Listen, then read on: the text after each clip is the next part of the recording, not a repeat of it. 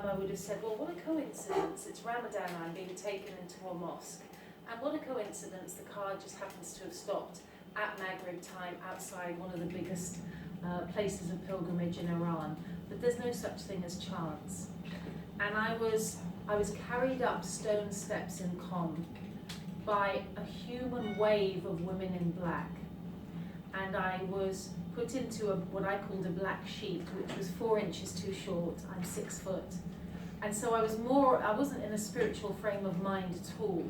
And I was definitely not interested in converting to Islam, because that was for other people. But then this. At last we reached the 20-foot-high white entrance.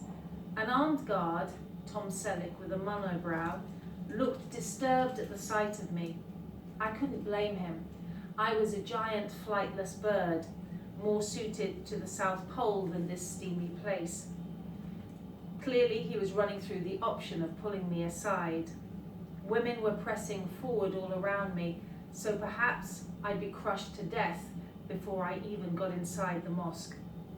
Tom Selleck grunted permission. A human wave lifted me off my feet and beneath a dazzling sky of endless mirrors. I was instantly hit by the aroma of myrrh.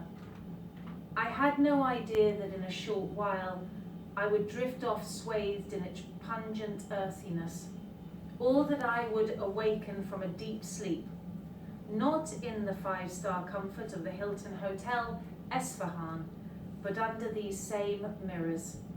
I would put freezing water from a cracked basin on my hands, my arms, my feet and my head. I would wake up to a new mindset, my heart certain of the pillars of faith from a book which till then had terrified me. Laura, you start the book actually more or less with this moment, this incredible spiritual transformation. But in terms of the surprise you're conveying about it, looking back, do you feel that there were many stages that took you to this point? It was not as sudden, and as you said, not at all coincident. You know, it was about as sudden as those pop bands who get to #1 and everyone says, what's it like to be an overnight success? And they don't see how they've been slugging away for 15, 20 years in small venues around the country to be an overnight success.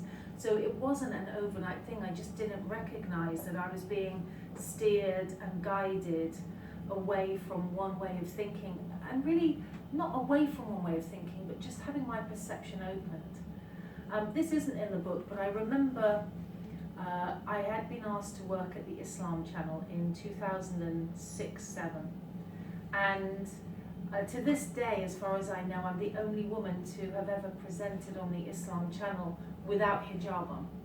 And that was because the CEO, Muhammad Ali, said, okay, don't wear hijab then. I challenged him in a meeting. I said, don't try and make me Muslim, don't make me wear hijab, don't speak to me about Islam because I'm never going to be Muslim.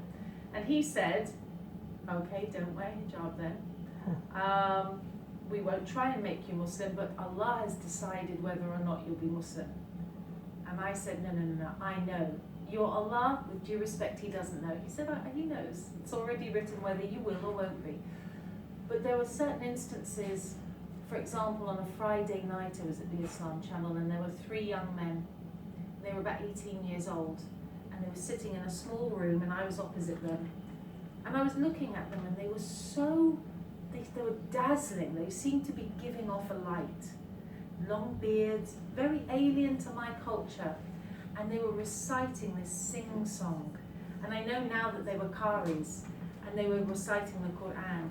And I was preparing to go out afterwards and go out drinking and go out and behave in a way that was, not going to bring light.